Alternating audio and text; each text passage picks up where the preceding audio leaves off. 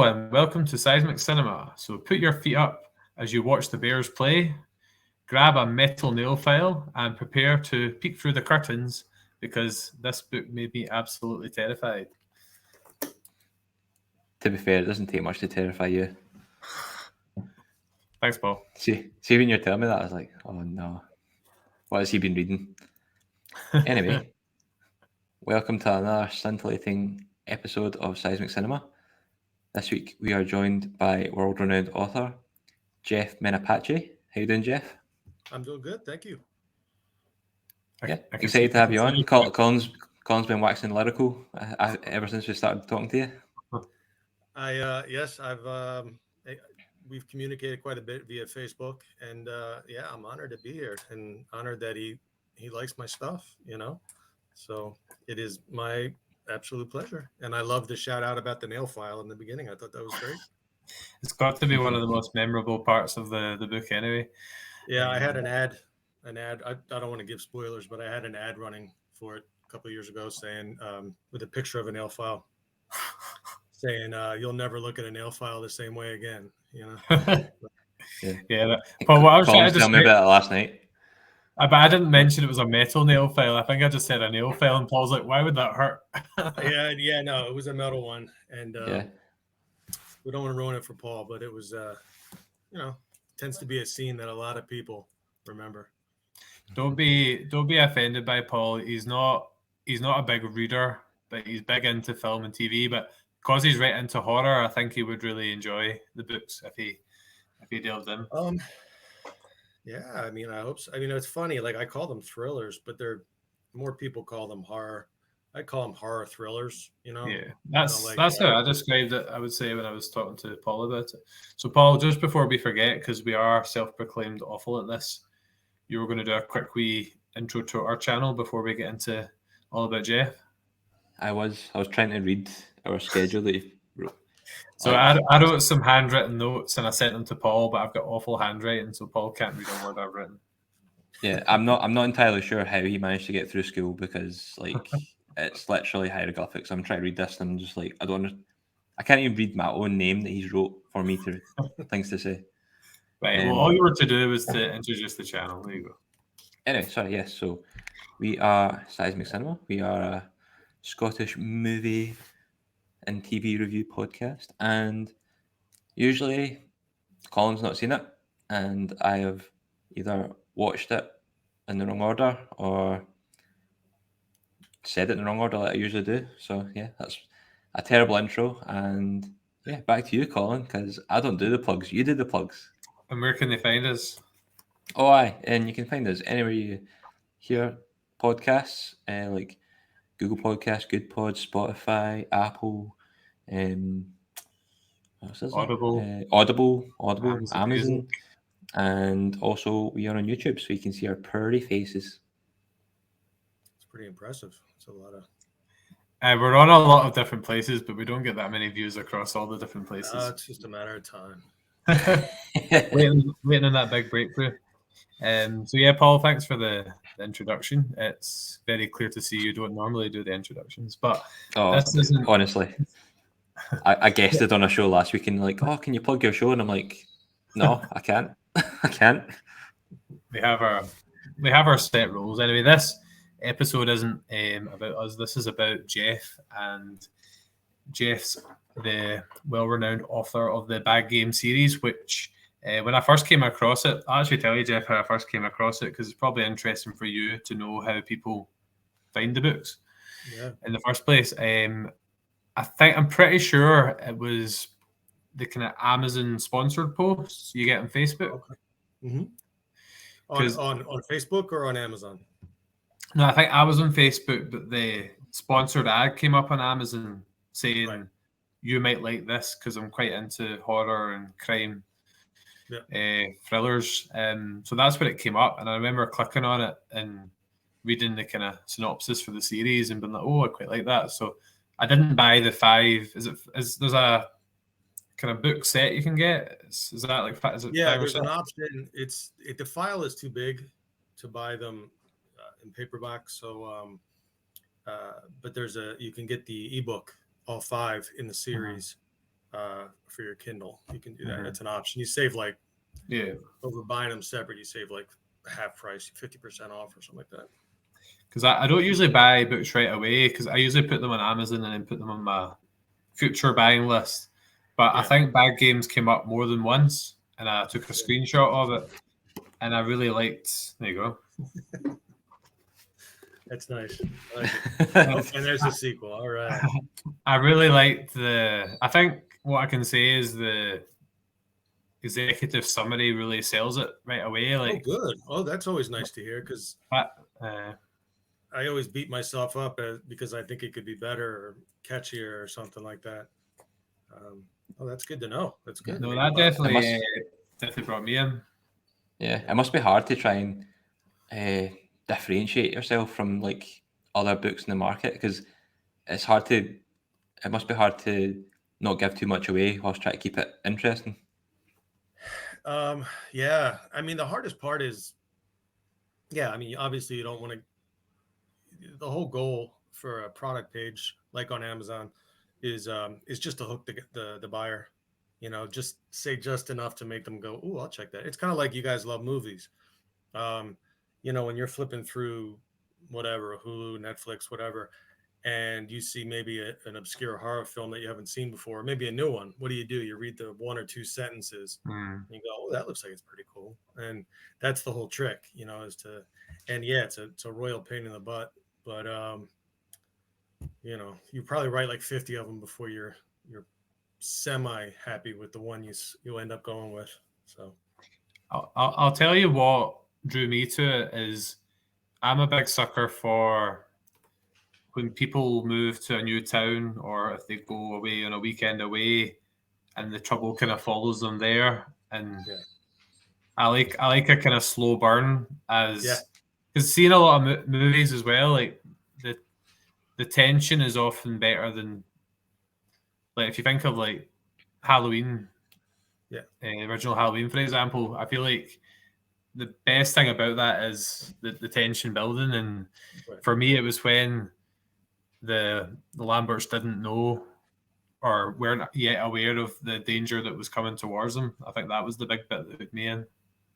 Yeah, I couldn't agree with you more. I am about that genre. I'm a huge fan of slow burns. I think, nowadays, so many classics. I think if you showed them to like teenagers now, they'd be bored.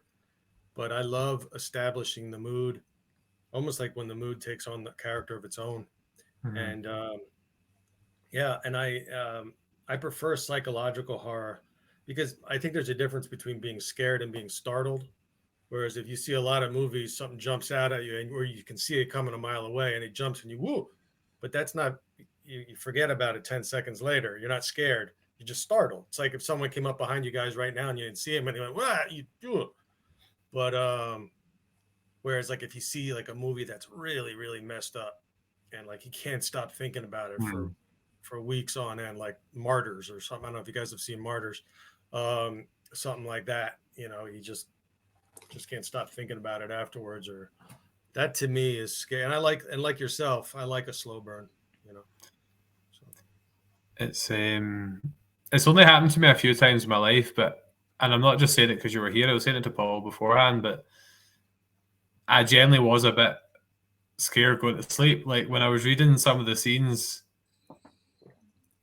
I don't know. It's quite embarrassing to say, but that's how I felt. I was feeling a bit jumpy, and I was peeking out the blinds a wee bit, just making sure there was nobody on my tail. Well, that's the stuff that my sister-in-law, she couldn't finish it. She said it.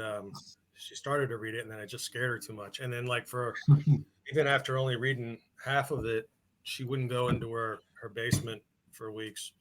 So, I mean, I take that as a compliment. But I like stuff as much as I love all horror, but I prefer things that could really happen. Based in reality.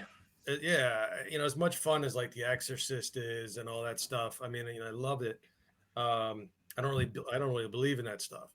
But I definitely believe that there are some very scary people out there who could be looking through your blinds right now and figuring out what they're going to do with you, So or being on a back road and your car breaks down out in the middle of nowhere, stuff like that. So that's what scares me. So that's the stuff I prefer to write about.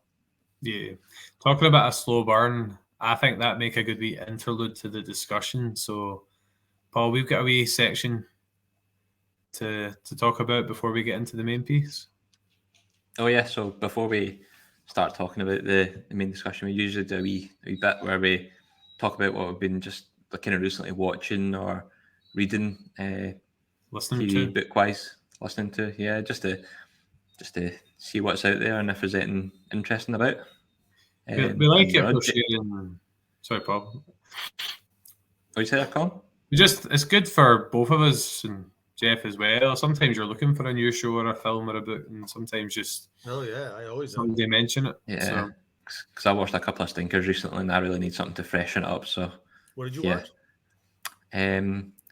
I watched Murder Mystery 2, the Oh. Adam Sandler. Oh, was that Jennifer. was that good? Awful. I hated it. I just couldn't stand it. I only heard about the first one because I saw a commercial for the second one. I didn't even hear about the first one. I didn't mind the first one. Like, it was okay. It was like, had to be funny moments, but Murder Mystery 2 just wasn't funny whatsoever, and it just felt like Adam Sandler just wasn't trying. He's weird. Sometimes, he puts out these really weird, like silly comedies, and then every now and then he'll do a serious role and he'll be awesome. did you watch Hustle? No, is that good? Hustle's amazing. We reviewed it. We really enjoyed it. Yeah. He's the coach, right? He's the from Philadelphia. He's the basketball He's coach. he's a talent scout.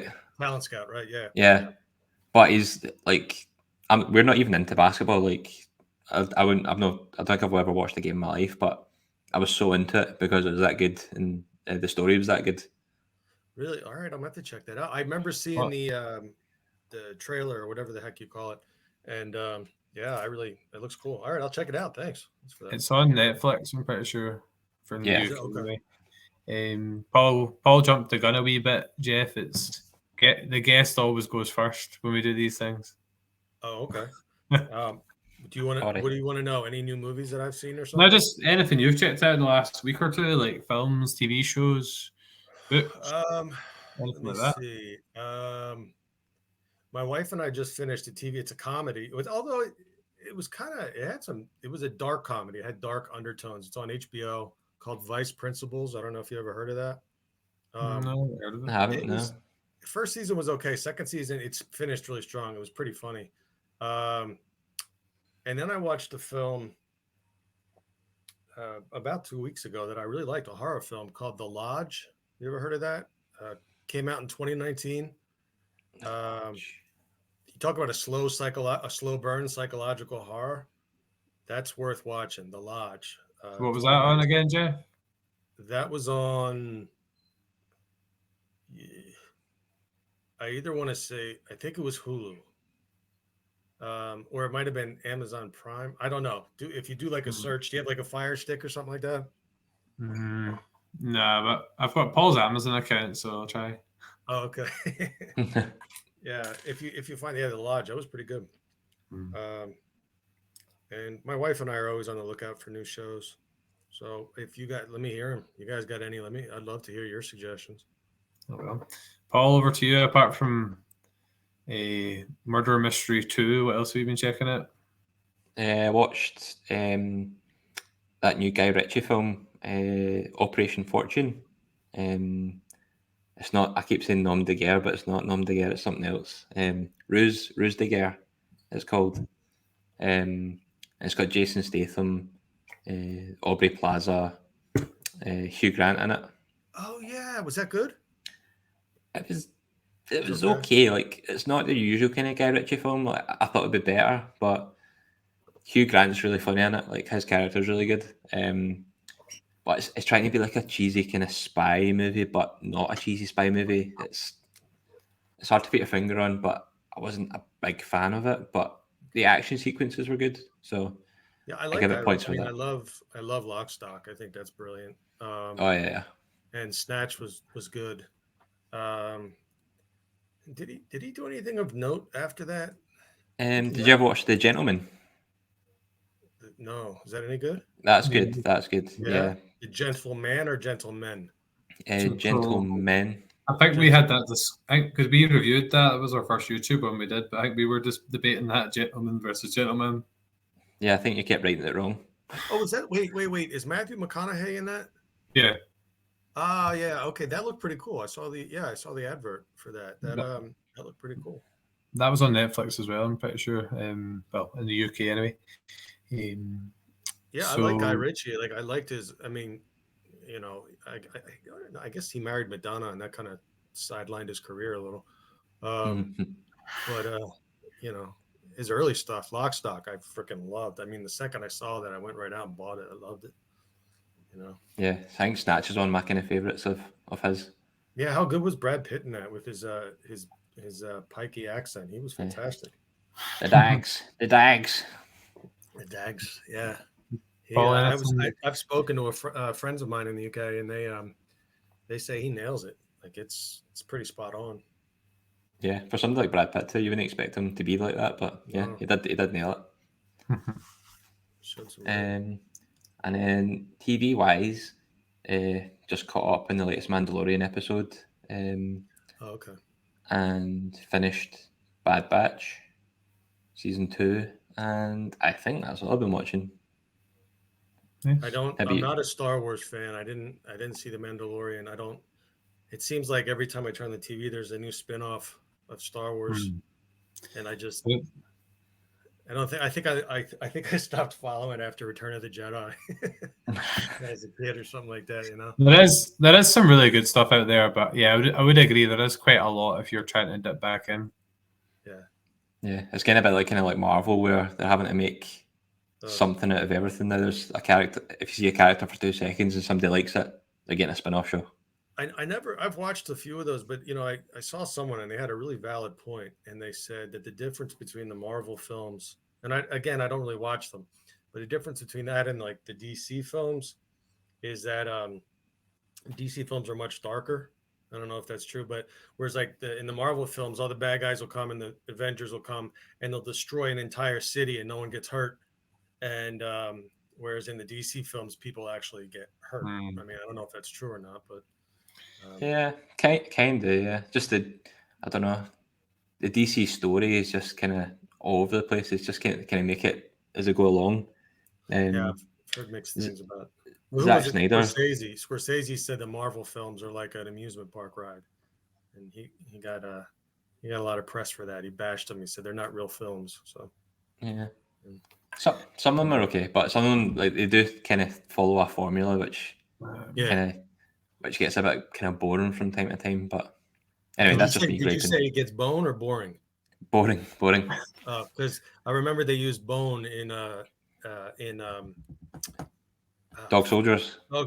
Yeah. Yeah. The first time I heard that, yeah.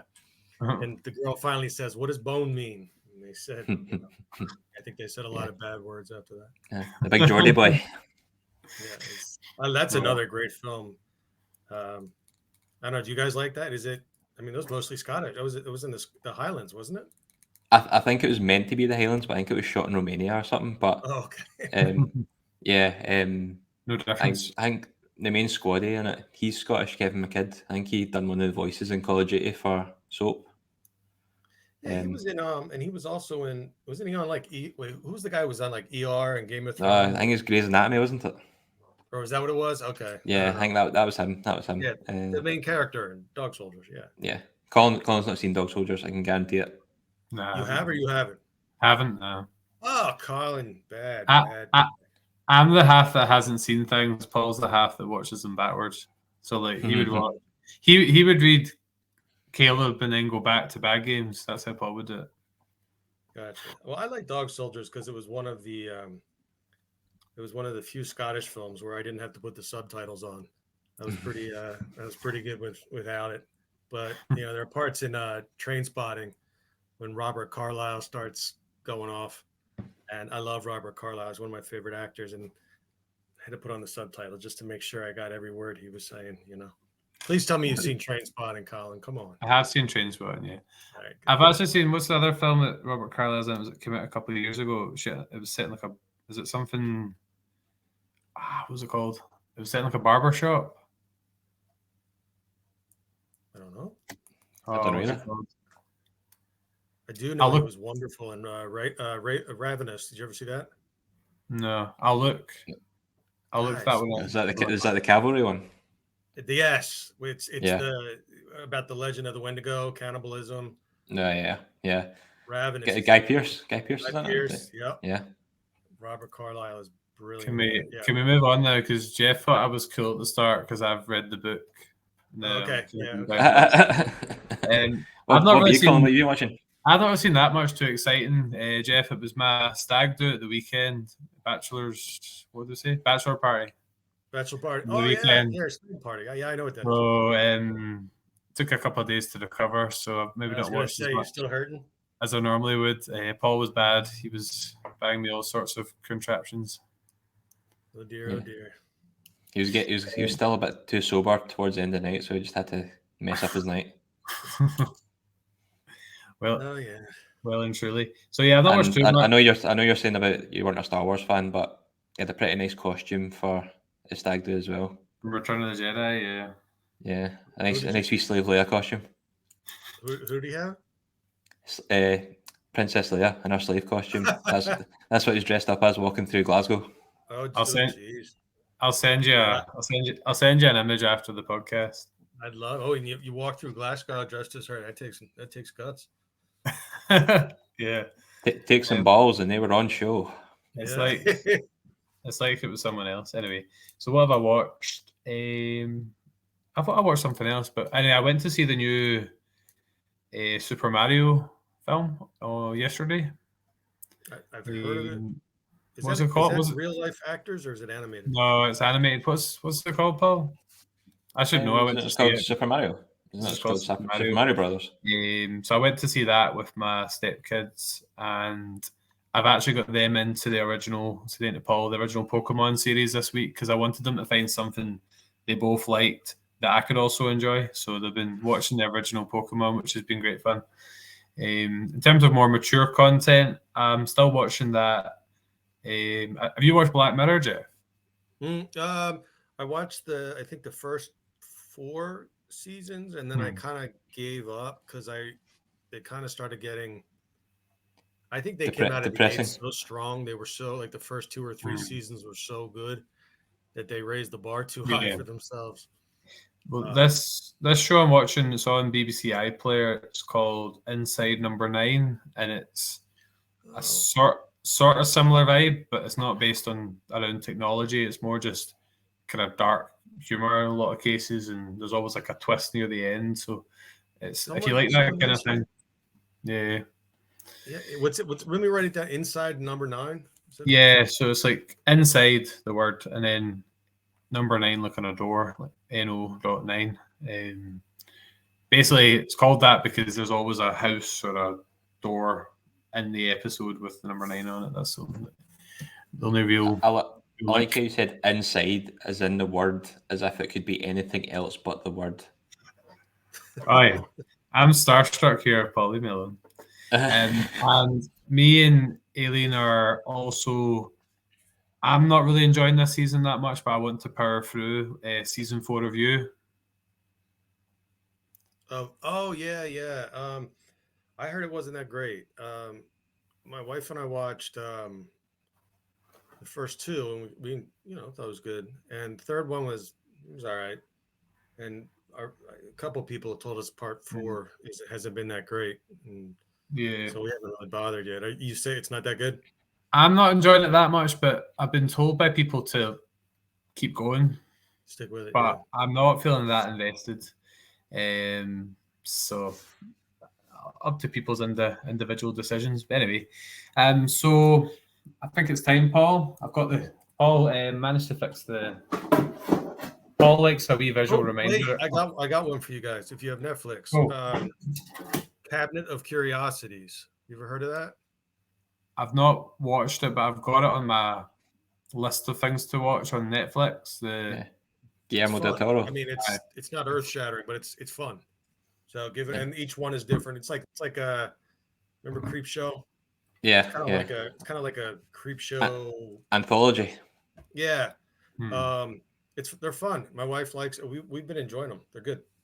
Yeah, I I meant watched a to. couple of them and I kind of fell out of it because like I thought they were meant to be like super scary and then they weren't super scary. And I was kind of like, eh. So I do need to watch the rest of them, but I watched the first two. Of which, what was this? The Cabinet of Curiosity. Oh yeah, they were. They're not. I mean, I guess it Yeah, they're not depends on. super scary. No, I don't think so either. I think they're fun though. You know, I Yeah. mean, it's hard to find scary stuff nowadays, but they're a good time. I enjoyed them. Or Mhm. so far, I have. You know, Paul, I managed to fix it. The clapperboard. oh, okay, okay. I'm on. That means we're getting right into the nitty gritty of the episodes. So. All right.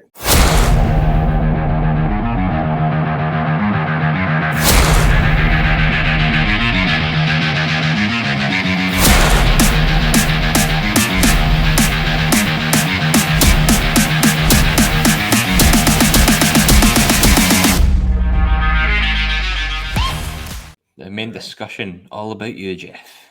This is where you're getting grilled. But now, just to go back to what I said at the start, is it generally was one of. There's not that many books I've maybe read in my life that I've really just been kind of hit by, and for this one, it was just the sheer terror of it and the brutality of it as well. In a lot of cases, talking about the nail file.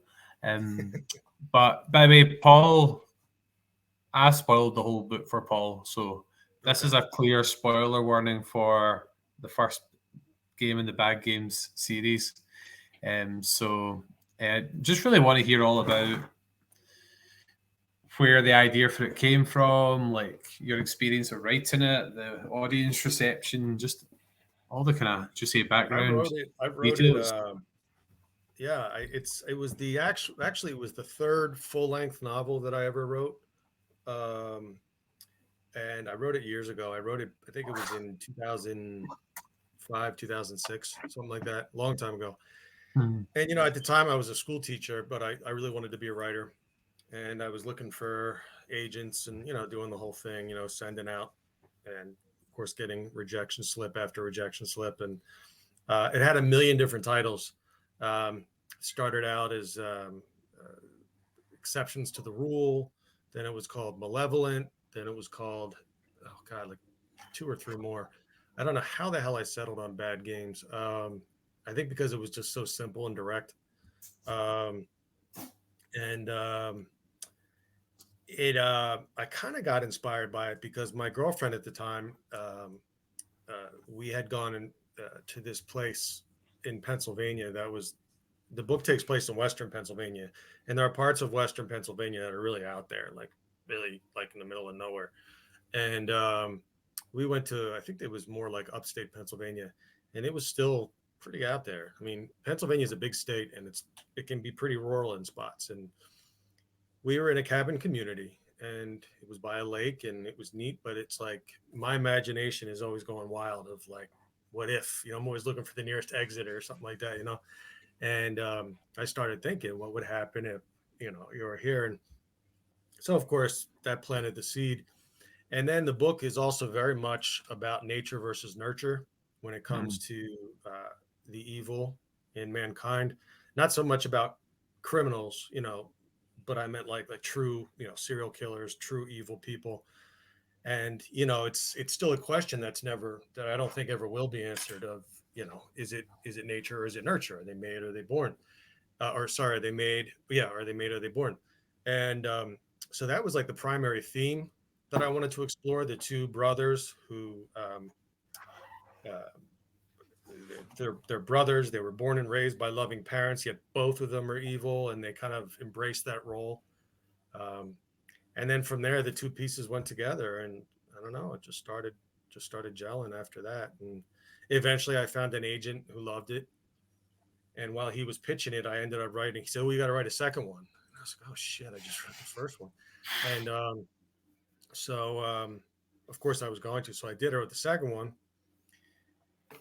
and he loved that. And he's like, "Oh, well, what about a third one?" I'm like, "Oh, come on, yeah, Vengeful Games," and which I really, really, really love. There's a character in Vengeful Games, Monica. Yeah, Monica Kent. Monica Kemp, yeah, it's so much fun writing her. She also, well, I don't want to give. She makes an appearance more than once, and so then he wanted me to write a third one. At that point, I was like, no more. Like, come on, let me write something else. I killed off a lot of characters. It's done, and then Who? I ended up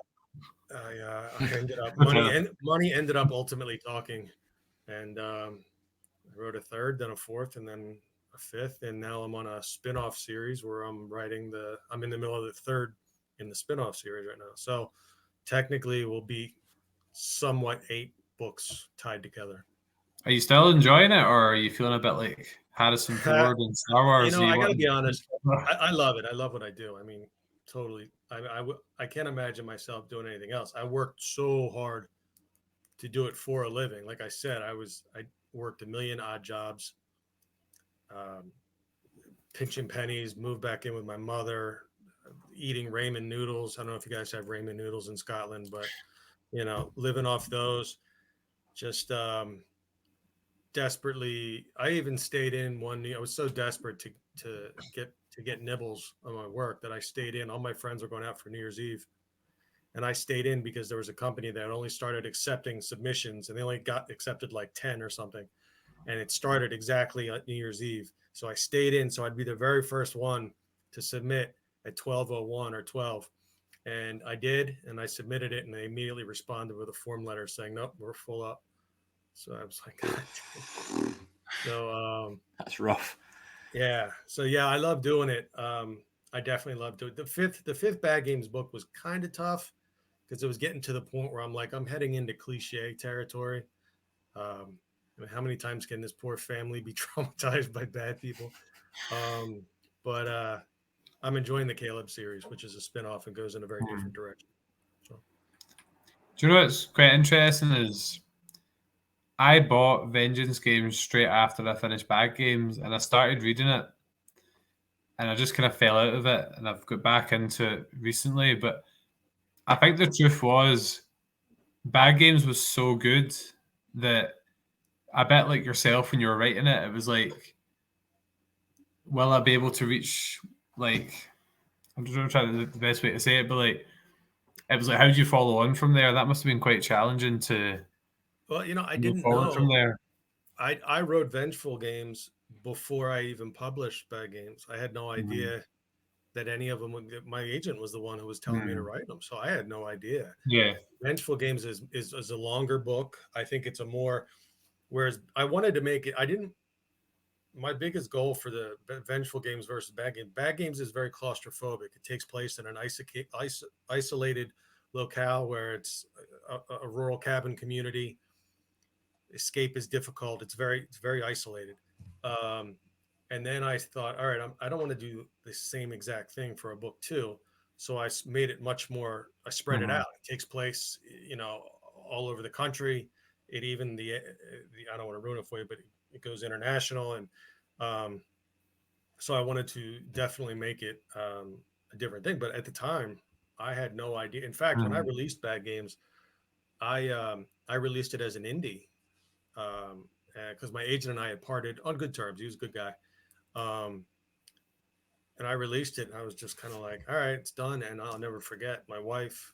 We were in Florida at the time visiting her family, and she woke me up and she showed me her cell phone, and it showed me the number of books I had sold in the last 2 days because I hadn't really checked on it. I figured, I didn't know what the hell no one was going to buy it.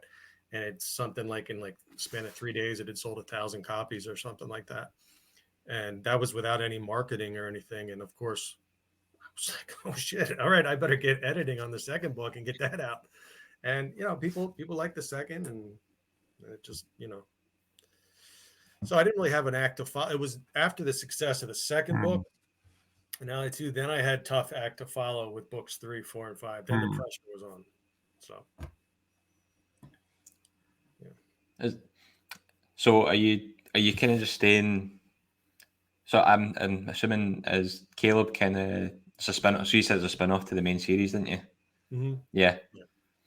So is there like plans to like branch out from this kind of series, or is it just to kind of stay in?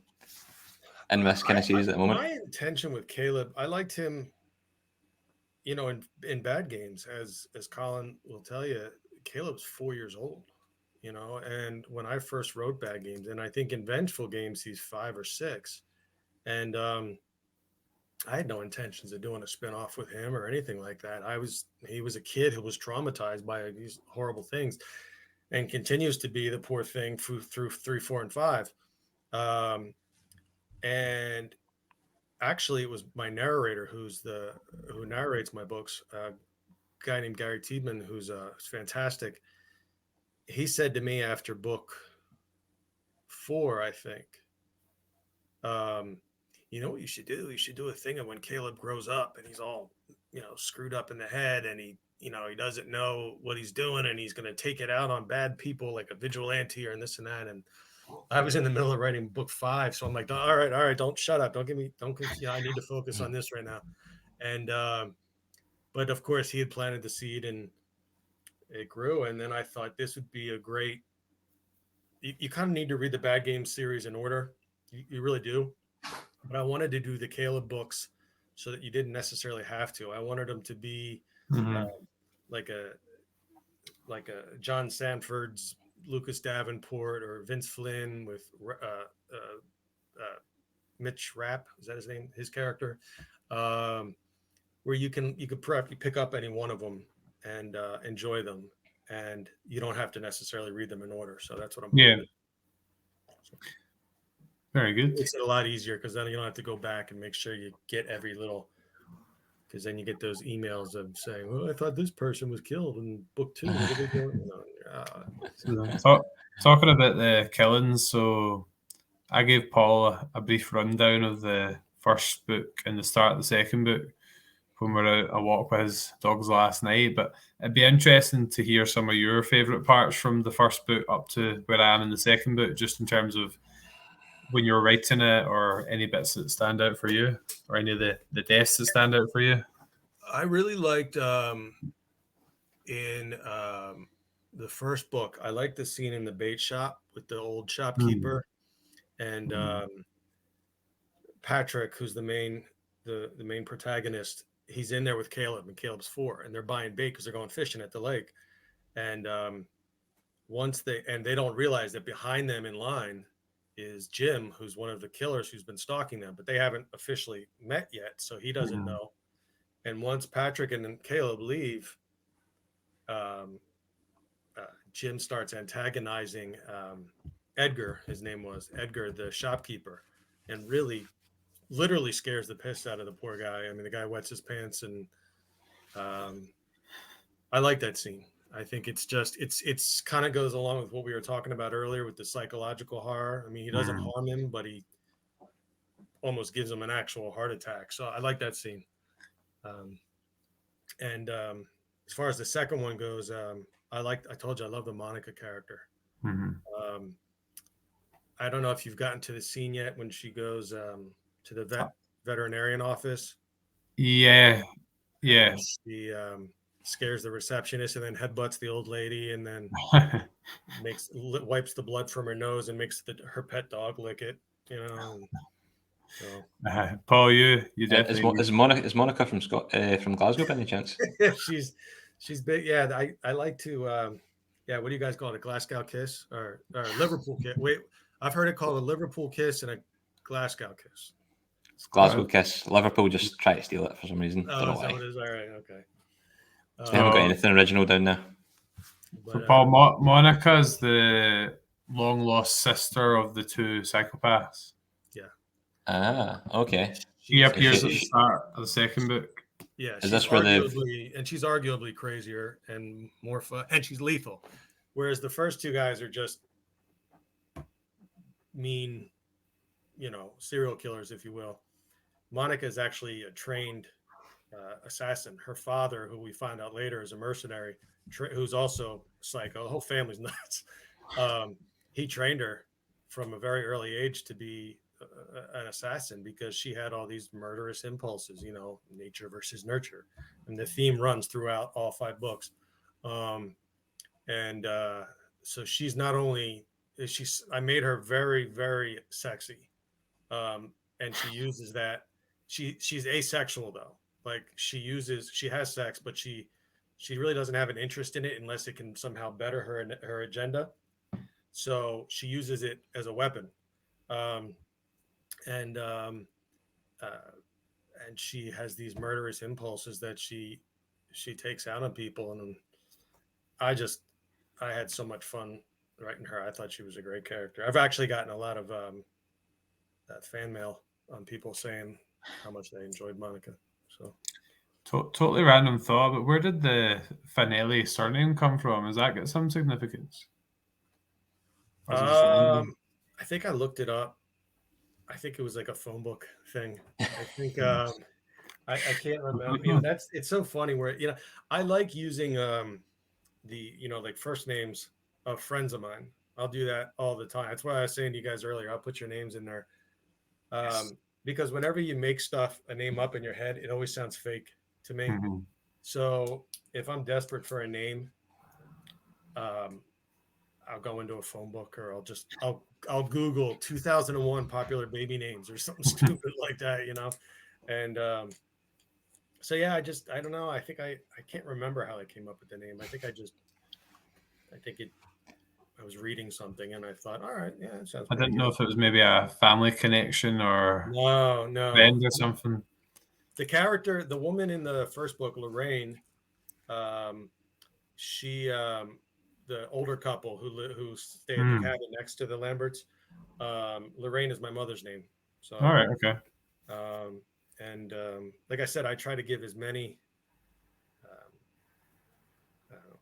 as many friends, everybody.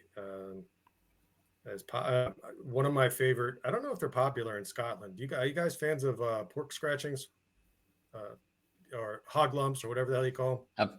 I've tried them and my teeth hate them. Yeah, I'm sure your cholesterol didn't like them either. No. I love them. And they're the worst thing in the world you could possibly put in your body. But a buddy of mine from England sent me a whole bunch. He lives in a small town, and there's a butcher near him that makes them fresh. So he sent me tons of them, and like this huge package. And I was like, oh my!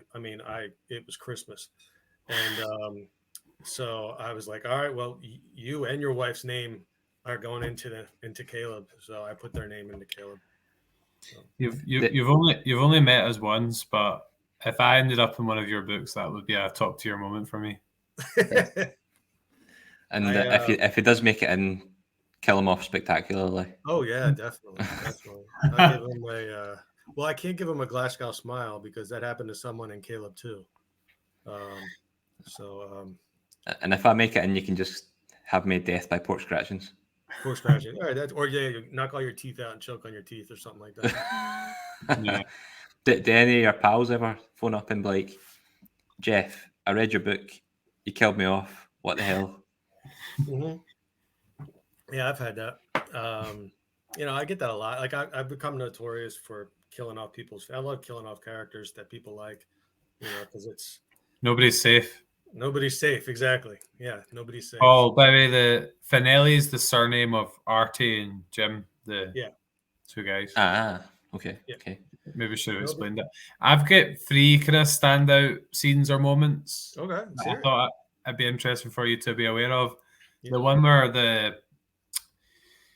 Lamberts are in their room in the caravan, and he thinks he sees, or he knows he sees somebody at the blinds, and someone's just there. Yeah. Right after he and his wife had sex. Yeah. And it's the same guy that she had seen. The guy's just standing there. Yeah. So the one at the start when they're at the gas station. Sorry, I just converted to gas station. And you quickly realize straight after that the people that were talking to them and engaging with the kid, because they had like a fake, did they not have like a doll or something in the back pretending it was their kid or something? Yeah. So that, plus I think the one where the dad just died when I'm in Vengeance games, because I like how there'll be a discussion with 2 characters and then you quickly realize the finales or Monica are in the same place, and that's pretty freaky. How, like, as the reader, you're like, you don't know they're there, then you find out they're there, then you just know something bad's going to go down, and it's just Right. waiting for the And penny to drop. they've been listening the whole time. Yeah. Yeah. Yeah. I liked the scene with in Vengeful Games with when the father-in-law takes the back road, that treacherous back road that nobody really takes. And they of course were counting on that, and they're kind of waiting on the side of the road, waiting for him. Yeah. So. Paul, because the Patrick, the husband, he has to do some crazy things to the guys in the end. Yeah, he reaches it dark. Wait till you Yeah. get to the end of Vengeful Games. It gets darker. Because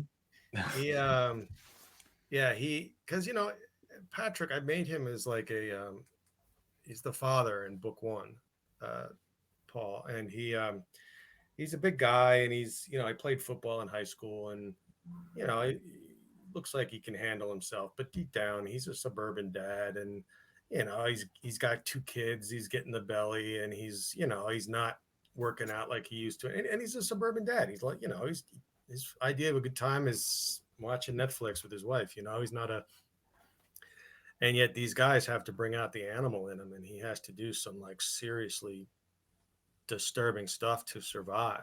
And let's just say teeth are involved in one part, and yeah, he does some and then Amy, I mean, his wife, she's probably more of a badass than he is. I mean, she's the one who wields the nail file. That's all I'll say about that. And yeah. Colin told me about that, and I winced when he told me. That whole scene, because like the kids are been separated from the parents. Patrick's tied up. Yeah, that scene. I'm glad you mentioned that, because that was I really wanted to make that. I think what made that scene resonate with so many people, because a lot of people said that scene bothered them, and which is a compliment. Because I think of like when the biggest fear parents have is losing a child, and then what I think is even worse is seeing their child in danger but not having the ability to protect them. And so I thought, what would be the most horrific thing, especially, and I don't mean this in a sexist way, because we all know Amy kicks butt in the book, but I meant it in a way where, like, the father is supposed to be the big protector and all that stuff, and here he is tied up and helpless and watching his kids. Now, nothing physical happens to the kids. I don't cross that line, and I never do. But just watching your kids having to visually endure mommy and daddy going through this, and being helpless to do it at the hands of these 2, psychotics. That to me, I couldn't imagine something so horrible. That to me, it's kind of goes along the lines of what we were talking about before, of that could really happen. Probably has happened. I mean, I've read a lot about serial killers. I know it's happened. So that to me is scarier than ghosts and monsters and demons. Demons. Yeah. There was a scene that comes to mind. I think it's at the end of Bad Games, just after they've got home, and Caleb puts pins into his mum's slipper. Yeah. And then he starts laughing about it, like he thought it was amusing. Like, that bit's pretty chilling. It was funny, but there's something funny about that. My intention was completely misunderstood. Right?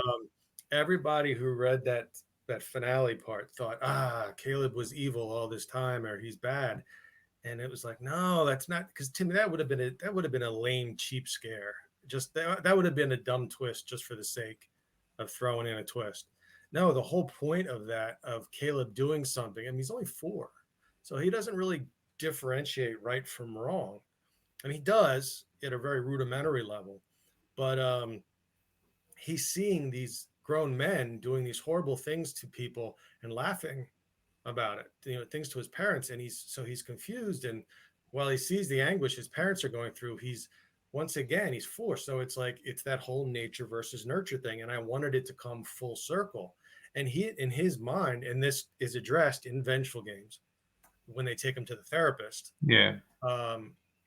He was literally playing a joke that he thought his mom would find funny, you know, and never mind that the mom was like, ow, like he just put tacks into my slipper. He thought, well, I thought you'd find it funny. Those guys were throwing knives at dad. That was funny, you know. I mean, he's 4. He doesn't get it. So that was my whole point. It was like coming full circle with the nature nurture thing. But all anyone kept saying was like, oh yeah, Caleb's gonna be evil. He's Michael Myers. He's, you know, and I'm like, no.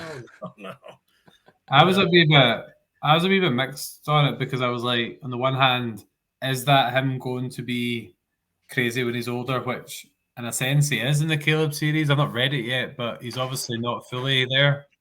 One of the biggest that I'm proud of, and I'm probably my hardest critic, is what makes. I'm not particularly fond of the thriller books where the protagonist, the hero, is an unstoppable killing machine, and you know he beats everyone up with a flick of the wrist, and he's a deadly marksman, and you know the list goes on and on. You know, those are a diamond, like an 80s Schwarzenegger. I mean, they're all the same. What I like about Caleb is now I've never seen the Dexter shows, but everyone compares it to Dexter in that he has the serial killer impulses because of what he went through. And they're deeply tied into his sexuality, which is the case with pretty much, I would say, the majority of serial killers. Their violence is very sexually fueled. So Caleb really struggles when he starts his own series because every time he has a very violent job, but they're so intertwined with sex that whenever he kills, he gets aroused, and whenever he has sex, he gets violent. So it's like he's a good guy and he only goes after bad people, but he still has an eternal struggle with his psyche of he so desperately doesn't want to be like the people he hates, a psychopath, but he can't help it. He was made that way. So he is a product of nurture, you know. It's great, like Monica at the start of Vengeful Games. That's what she's like as well. I would say she was born crazy. But in terms of her impulses, yes, definitely. Like she knew from the start that she was a bad egg, and that's when her father saw her potential, and that's when her father started training her. And it helped that she was adopted at a very young age, and moved in with like a uber rich, affluent family, and she had everything at her disposal. She could seemingly fly off to Italy, stay with her friends at the Hamptons, go just all over the world. But what she was actually doing was having secret rendezvous with her father, who would be taking her out to the wilds of Alaska and have her like hunting things. And, they would gather homeless people and she would kill homeless people for sport, so. It's crazy how, like, I'm not a writer, but just the fact you thought up this and these characters in your head and other people are sitting talking about it must be quite a nice thing and maybe a bit surreal when you first started writing. Yeah, like I said, I'm definitely my worst critic. I'm proud of the stuff I write. You know what it is? When I'm done with something, I don't like to read it again. And I just want to, because usually by the time you're done with it, I've heard actors say the same thing. When they're done filming a film, they're just done with it. They don't want to see it anymore. They just want to. It's why most of them look miserable when they have to do the red carpet interviews and answer the same question, 50 times. And like I said, I'm very tough on my own stuff. And when when people do compliment me, it's nice. I'm like, thanks, but then there's a part of me that gets self-conscious, or I don't know, a little flustered, or sorry. It means the world to me. No, it means the world to me. I mean, it's certainly better than you being like, hey Jeff, thanks for coming on board. I read your book. My God, was that a piece of shit? But so this is nice, but it's I guess it depends on my mood. You know, every blue moon, maybe if I've had like a couple of beers or something, I'll pick up a book. I'll have the nerve after a couple of beers to pick up a book I've written and like flip through a few pages and be like, hey, this actually isn't that bad. And then I quickly shut it and go, okay, it's enough for tonight. You know, I don't want to read anymore. You know, This is a random thought. I don't know if it's just the book I've got, but the text size is quite big. Or is it just because I've got the paperback? Would it be different? well, the Kindle, you can adjust the text depending Uh, on, you know, your preferences. I think maybe I'm just used to having maybe hardbacks, and because this is a paperback, it just feels I tend to slightly make different. them the paperbacks that they're far paperbacks today are far different than they were Mhm. 30 years ago. Like for example, let me here's an old Oh, do you see what I mean with your one? The one you've got there? this Yeah. is an old this is Mhm. you can see it's been well loved over the years. This is Red Dragon by Thomas Harris. Fantastic writer, fantastic book. Now this was I think I bought this literally in the early 80s. And this is what paperbacks look like. This is how small they Mm. were. And then you compare that to look at this. Thomas Harris's newest book, Mm. which unfortunately wasn't that great. This is you look at the size difference. Yeah, true. And I think they did this to accommodate for people with vision problems. And Yeah. eventually I think it just stuck. You know. Well, That's you accommodated for, Colin. nice. Oh well. So probably are we?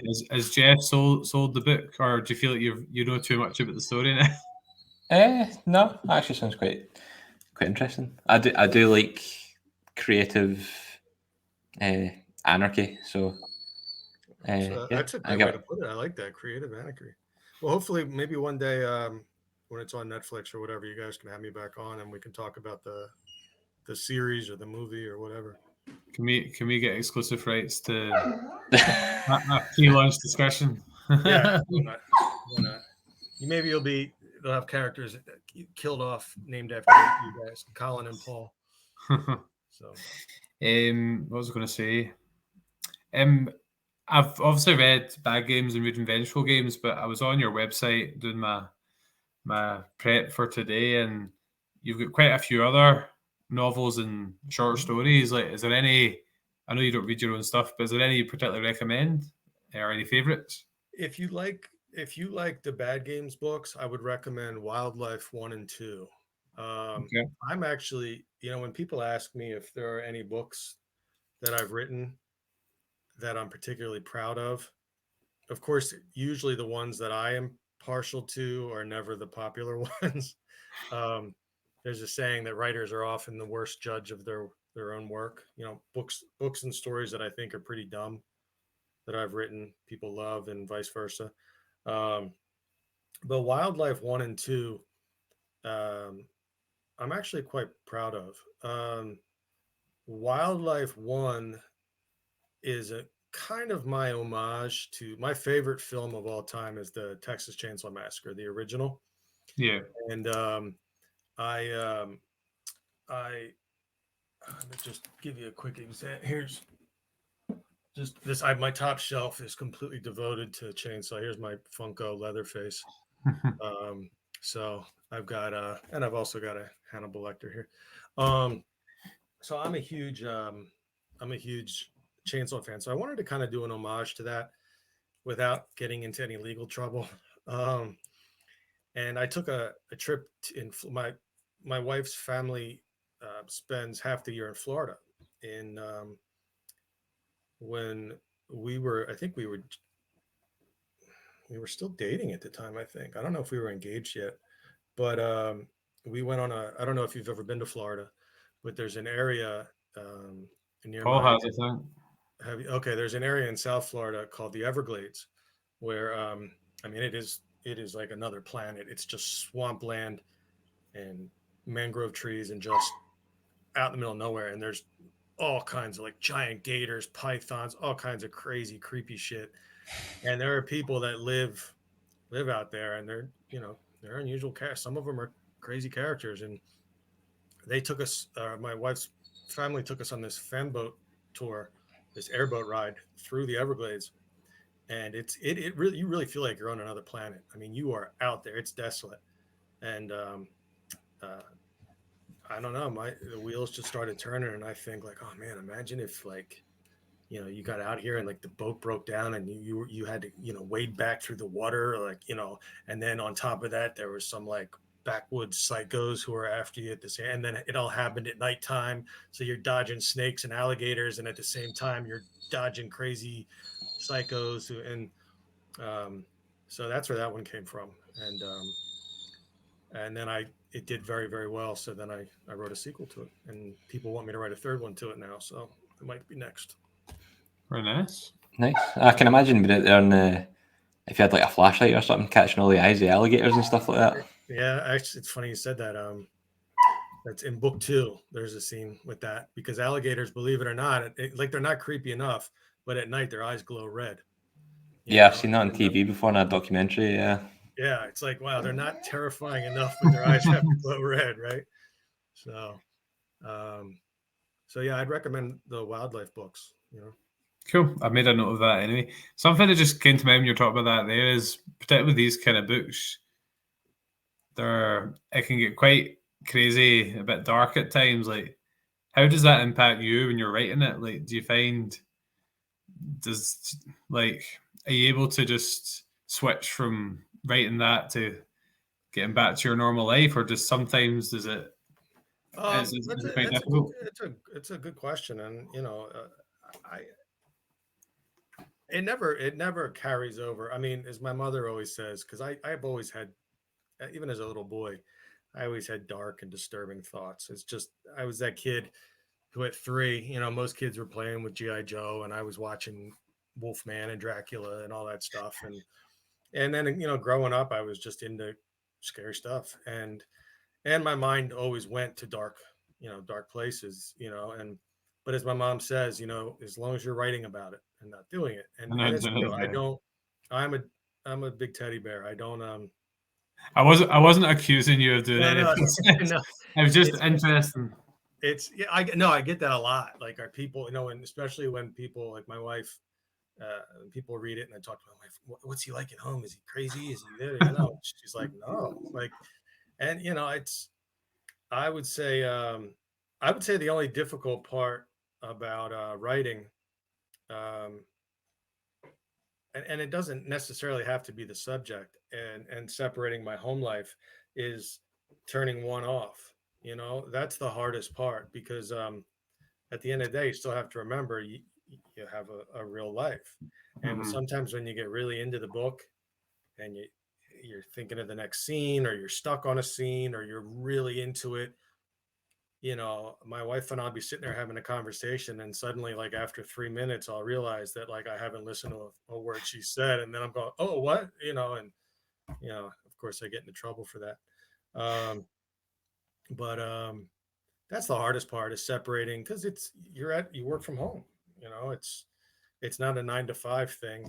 So that's the hardest part, but I've been fortunate. My wife is a horror fan, so she likes to watch horror. She reads all my stuff. She's the very first one to read my book when it's done. She'll tell me what works and what doesn't. She's so it's I haven't killed anybody yet, so I think I'm pretty good by now. So Can you write a better story than the Texas Chainsaw Massacre 2022? Wait, did I say that again? Can you write a better story than what was happening in Texas Chainsaw Massacre 2022? I could take a dump on a piece of paper right now, and I think it would be better than that thing they put out in 2022. Me and Aileen watched that, and we just laughed at it the whole way through. Yeah, I was so upset because that was supposed to be a direct sequel to my favorite film of all time, and God, it was awful. It was so awful. And you know how awful it was is that, like I said, my wife loves Chainsaw too, and she was eager to look after it. And my wife's the kind of person where, like, she never badmouths anything, even if something stinks. She's like, "Oh, it wasn't that bad," And she said after, that was probably the worst movie I've ever seen. I never want to see that ever again. I was like, all right. Yeah, really I don't think it was supposed to be funny, but we just sat and laughed at the ridiculousness of it for the whole runtime. Well, you know, Yeah. a friend of mine named Jeff Strand, who's a very prolific author, fantastic author in his own right. He and I were venting because he's a fanatic about the original Chainsaw, and he said, you know, all these remakes and all these that they're doing for it, they've done so many. He's like, you'd think that no one has watched the original and what made the original so great. He said, you know, and I just think the industry is so different now. And I don't think you can. Yeah. I mean, I don't know. For all I know, the movie did have great potential, and the producers botched it or something. I don't know, but it did suck. Yeah, I didn't really know what it was meant to be. It was kind of like it threw away the whole kind of like Leatherface being I mean, quite simple, and it started to like sway into like gun politics, and but it didn't really go anywhere. And it was all this like this. I don't want to get into anything. Yeah, you know, I hate when people use horror for social commentary, you know, and I think the only people on earth who do it right, and that's because it's so hilarious, is South Park. I think they're the only people who have been able to do it right. But it's like, can't we just have a straightforward horror film that scares the frickin' pants off you?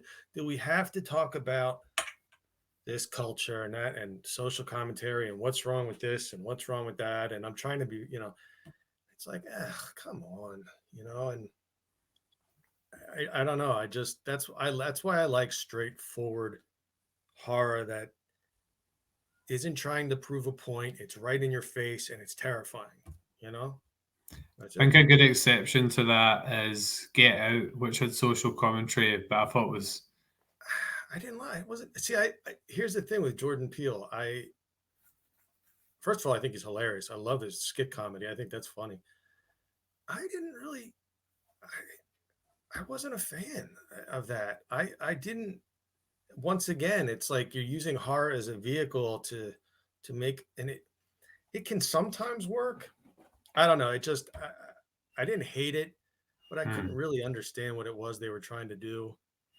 Um, I don't know. He's if you obviously. wonder where Paul's going, by the way, I think he's battling his dogs to get them to be quiet. Well, if it's any consolation, I can't hear him. That's because he's on mute. So we talked at the start off air that, and I won't ask you to go back into all the details if you're not wanting to, but obviously you said on your website that the Bad Game series has had offers in terms of becoming. It was more of a movie than a TV series, right? At first I got a decent bite for a movie that fell through. Then I got Was that for Bad Games, the first book, or was that yes, for? that was only when I think there was maybe the first 3 were out. That was for, but I think that was only for book 1, I believe. Yeah, and that fell through. Then right before COVID, or like 6 months or a year before COVID, then I got a really big bite that uh, was almost pretty much a done deal. I was kind of chatting with you guys about it before, and it was pretty much almost a done deal. And there were some big name producers attached to it, and it was an exciting time. And it was a dream. You know, it's a dream of mine is to have it, to see my stuff on the big screen or the little screen. You know, is to just see it come to. That's still a dream of mine, and it unfortunately fell through at the last second, and it was pretty heartbreaking. And then that same guy, one of the same producers, one producer had opted out because he was going through some personal stuff and he had to attend to that. And then the other said, "Well, I don't want to do it as a movie anymore. I want to do it as a series. I think this would work great for Netflix or whatever." So, but by then I was like, no, don't burn me. What's the expression? Burn me once and all that. And, but I still wasn't going to stop me from typing up another treatment, but making it for a series, which is excruciatingly difficult to do if you're not used to doing that kind of stuff. And I did, and that fell through too. So Hollywood is extremely cruel. I mean, they just I have friends of mine who work in the industry, done quite well for themselves. One of them wrote a Schwarzenegger film. Together, they collaborated on a Netflix movie that came out not long ago. So they've done quite well for themselves. And they both said to me, they're like, Jeff, unless you have the check in your hand, do not break out the champagne. Like, unless the check is in your hand, it is not a done deal. And I think the author, Paul Tremblay, who, or I'm probably pronouncing it, I always say his name wrong. I've met him. He's a great guy. He recently had his book, Cabin at the End of the World, made by M. Night Shyamalan. Thank you. Cabin, Knock at the Cabin. That's based on Paul's book. They changed the title slightly. And I saw an interview with Paul, and he said that he was talking about Hollywood because Paul's done very well. I mean, very, very well. And he's gotten lots of nibbles. And he said what he learned was that when it comes to the literary world, it's always no, no, no, no, and then yes. And once that yes happens, then it's like, it's a yes.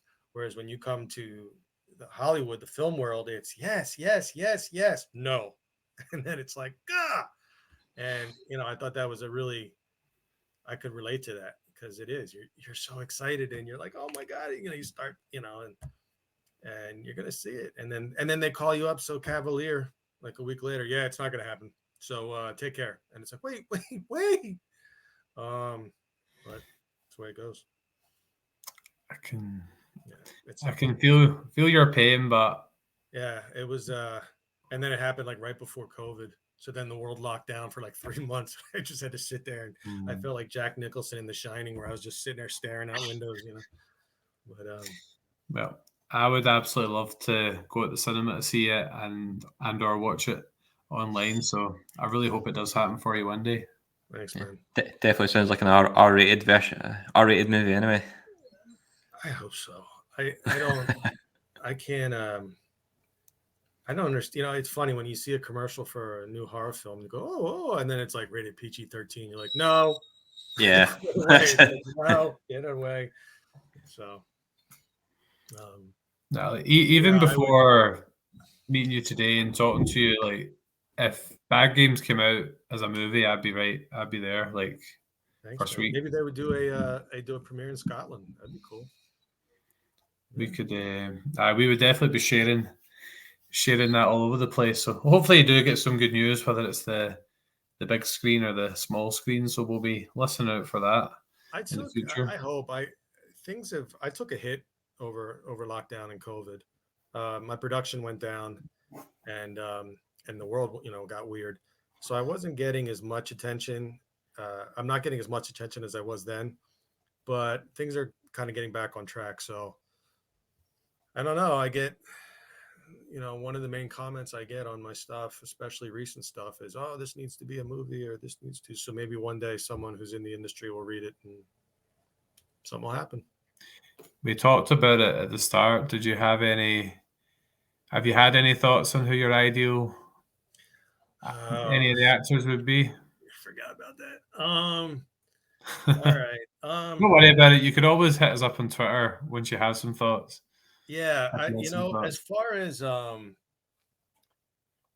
God, I'm so terrible at actors. It's whether you want to go a really big name or somebody a bit less known. That's the okay. Well, if I think it's like, I thought of, for Monica, I thought I actually thought the actress, although she's probably a little too old now, Monica Bellucci would be awesome. So I think it's like one of the most beautiful women in the world.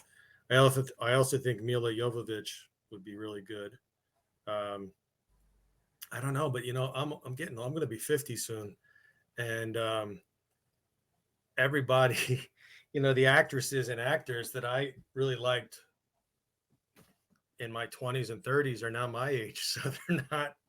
I don't know. If I mention one of those actors or actresses, to someone like one of my nieces who's a freshman in college. Who's that? Who's that? Who's that? It's like, oh, shit. And then she mentions who she likes, and I'm going, who's that? Who's that? So I'm turning into an old fart. I'll have a think. Okay. And if I think of any, I love Matt Damon. I think he's an amazing actor. I think he could be one of the good psychos. I love Tom Hardy. I think he could be a good psycho. The only problem is they're short. Tom Hardy's really short. But they made him big for one of the Batman films, didn't they? Didn't they make him look like really tall? Yeah, for Bane and Dark Knight Rises. Yeah. So maybe they could play some. I don't know. Give him some lifts or something. I don't know. Hey, Colin, you could get a casting credit, Colin, here. I don't know why. I think it's because it's the kind of secluded place. I keep thinking of Jason Bateman for some reason as the dad. You know what? He could be good as the father. Aye. Patrick. I can't see him being one of the psychos. I mean, no, I meant as Patrick. Oh, yeah, I could see Jason Bateman, although he's no spring chicken now either. Yeah, that's a good call. I'm just terrible. Maybe Bradley Cooper could be one of those. Again, those guys are now in their 40s. Tell you what, we'll think about this. We'll circle back to that some other day. This one requires a thing. So we've been on. We always say this because we end up going on for a long time. But Paul, even though he's disappeared, now he's picked a really good time to disappear. Paul, remember that time where you couldn't read my writing? We had a couple of, how would you describe them? Quick fire questions for Jeff just before we finish. All right, yes. Bring it on. Can you read them, or do you want me to read them? I think you're the only person on the earth that can read them. Okay, right. You only get, how much time are you giving him, Paul, to think here? I don't know. 20 seconds. 20 seconds. Okay. We know what your favorite movie is. I had a good wee swatch of the back of the books earlier this afternoon. So, what's your second favorite movie? Second favorite. Off the top of my head, can I give you two? I'd probably say Jaws or Raiders of the Lost Ark. One of those two. I figured I'd give you something that wasn't horror. Love Indiana Jones, so Raiders of the Lost Ark or Jaws. I did think you like Jaws from your towel behind you. Yeah. I don't even see that. That was bad. That's the problem with sharks. You don't see them till they get you. Because this is your dream, what's your favorite book to movie adaptation? Book to movie adaptation. That's a great question. Probably Jaws. Because the book's not that great. Have you read Jaws? I've not read the book, no. No, it's actually not that great, but I think the film is absolutely wonderful. I'm a huge fan of The Exorcist, even though the book is excellent and they leave out a couple parts that I think they really should have put in. I thought they did a really good job in the film as well. Very nice. You're good at this. You might have answered this earlier, quite recently. An author or screenwriter potentially you'd like to collaborate with on some kind of project? Oh gosh. Or co-write a book? I'm terrible at. I've done co-authoring. It's very difficult. I'd like to actually sit down and pick some brains of some authors. Oh God, that one I don't know. If I had to have someone, there's no repercussions to not having. I could have someone direct. Who's the guy Fincher who did Seven? Seven. David Fincher. Fincher and The Game. I would like him to direct the Bad Games books or any of my stuff. There you go. This one's so cheesy, but I think we just need to do it. If you weren't a writer, what would you be? I know you said you were a teacher, which nice connection. I'd be in psych, doing something with psych. I love psychology. I love reading about behavioral science and nonverbal. communication. I've got a whole stack. I'm looking at a whole stack of books over here on them. I love reading about psychology and on my free time, and even abnormal psych and um, nonverbal communication and body language and stuff like that. So I'd probably definitely be doing something with psych. Would you I be can see, I can see you being in Criminal Minds as a wee FBI Yeah, see profiler. that to me would be, yeah, that would be absolutely fascinating. Yeah. would you be Caleb psychiatrist? No, because You if you could find out, you could cameo. Oh, you could cameo in your movie. All right, Yes. I got it. I cannot wait. I'm gonna let you wait on this. The psychiatrist gets killed, right? You just No. Once you find out the relationship that Caleb has with his psychiatrist, you will laugh about asking me that question. I hope Okay. I hope some fans. I almost don't want to ruin it for you. No, don't ruin it. But all I'll say is, for him, sex and violence are intertwined. So when he sees his therapist, who is a female, she allows him to release those impulses. They have a very unorthodox relationship. So no, I would not want to be his. Oh well. Backfired. My final question, which hopefully won't be as bad. Do you have any or one tip for people who are looking to get into being a writer? Yeah, read and write. That's why I say to everybody. Yes. I know it's a lame answer, but it holds true. I think if you're a naturally terrible writer, you're probably going to struggle. But if you have talent, the best thing you can do is just continuously read and write. A big error I made early on was, once I wrote my first novel, I thought, well, it's only going to be a matter of time until someone discovers what a brilliant writer I am. And of course, this was like 20 years ago. And I was sending it out, getting nibbles, getting rejected, sending out. And I just kept, instead of going, you need to start working on your craft and getting better and continue to read, I kept just thinking, no, I want to keep sending it. And ultimately, I did opt for the latter and started really, really, really working on bettering, because when I look back at the first drafts of the novels I wrote, they were horrible, just terrible. I mean, I can't believe I even wrote them. And so just never, ever stop, continue to read, continue to write, take constructive criticism, and there's nothing wrong with emulating your favorite writer. I mean, if you're a huge Stephen King fan, and let's say you're a big fan of, I don't know, Pet Sematary or Misery or something like that, there's nothing wrong with reading that book 3 or 4 times and then kind of emulating his style, and then, I don't know, getting into a Thomas Harris phase or a Dean Koontz phase or a Patterson phase or whoever you like to read. There's nothing wrong with that, because we all start out imitating our favorites. If you're a fledgling director, you probably start out imitating, as a high school kid, imitating Tarantino, and as an athlete, you're a basketball player, maybe you start emulating like Larry Bird, or you guys don't watch basketball. Who's a good Scottish football player? Go on, Colin. Name somebody that plays for Rangers. On you go. Ryan Jack. What's his name? Ryan Jack? He plays for Rangers in Scotland. He's only one in the squad. So. Oh, all right. Well, you start mimicking his style when you're playing as a kid, and then ultimately, as you continue to get better and better, you'll develop your own. It's like, the best analogy I use, it's like handwriting. We all learn how to make a letter the same exact way, but ultimately, your handwriting is going to be different. You and I both learned how to make an H, an I, a J, a K, but my writing is going to look vastly different from yours. Probably better as well. What's that? Probably better. Oh, I don't know about that. My handwriting is I'm a lefty and I write with a hook. So I got terrible handwriting. I don't know who taught Colin. I think it was like a feral pig or something that taught Colin it right, because it's just not right. It's not right. It's not right. It's maybe it's because you guys are writing with like your accents. At least you're not as bad as I told you, my buddy from Glasgow.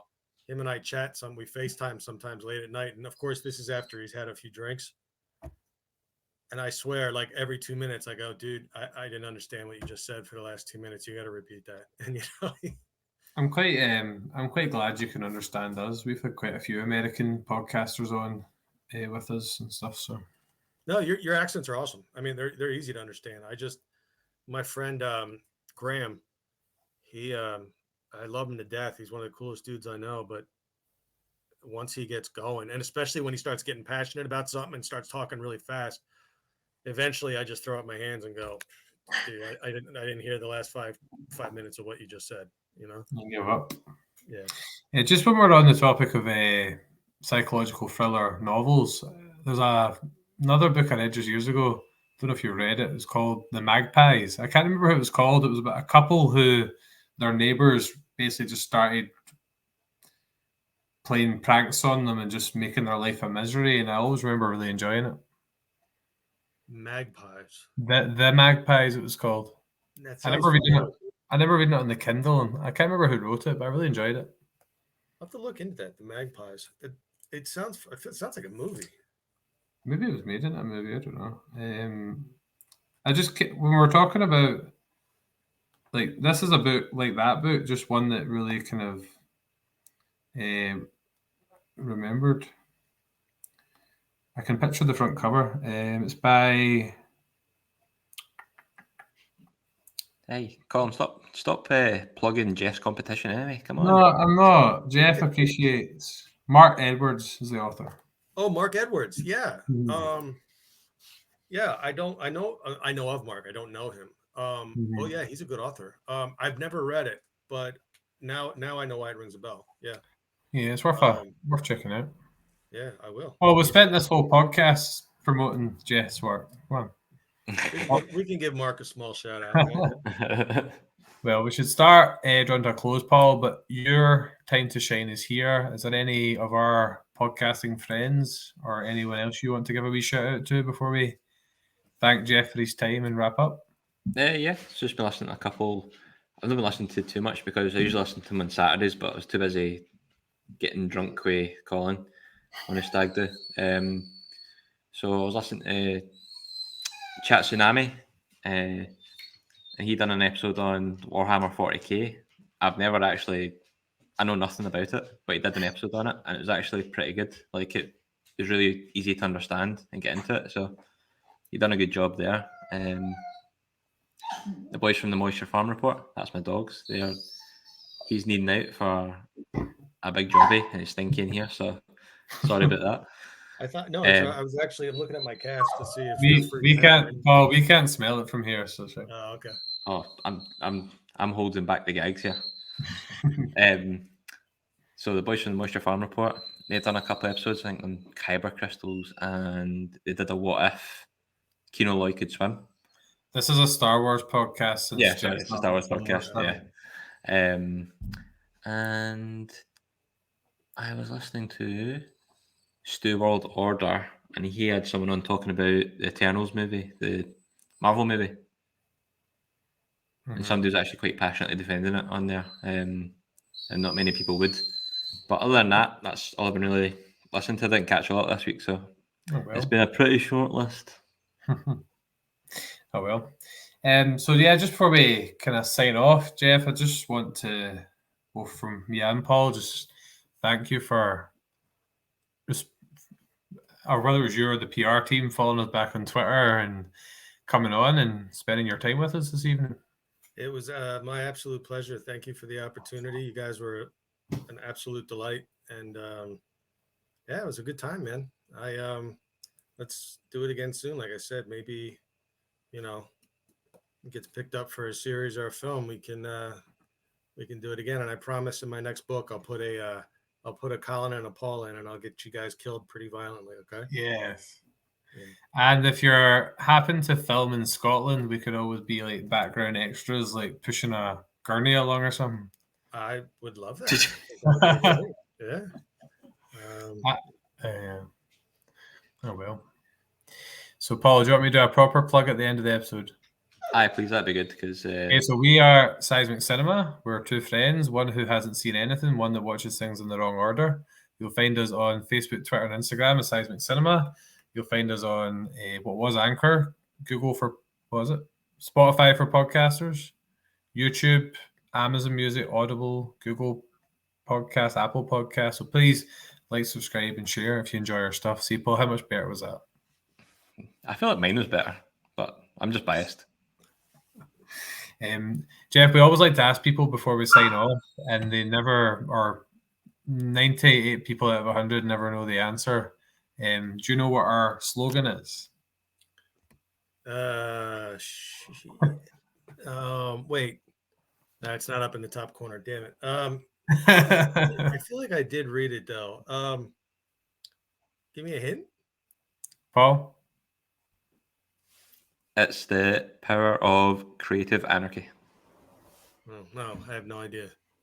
No, that's not it. It's the power of escapism. We believe in the power of escaping into movies and TV shows to help us get through some of the more mundane aspects of life. Or That's escaping from that's psycho your- killers. That's your slogan? That's a long slogan. It's the power of escapism, Oh, okay. Yeah. and it's Oh, not in okay. the top corner. Right. So yeah, so where we're recording this, our next episode that's coming out is our Hot Fuzz review with What's the Script, followed by this interview, and then in order of my stag do, we're going to be, I think, reviewing the first Hangover movie next. So that'll be the next thing coming up. Cool, man. I'll definitely have to. I know I want to watch the Hot Fuzz one. I didn't like The Hangover, but I love Hot Fuzz, so I'll definitely watch that. No worries. Well, yeah, Jeff, thanks again. Really enjoyed meeting you. Reading the books is going to feel different now that we know you and we've heard some of the background. And so, yeah, really enjoyed The pleasure was all mine. Colin, Paul, thank you so much, guys. I appreciate it. No, Thank you very thank much. you. Thank you. All right. Cheers. Take care, guys. Bye.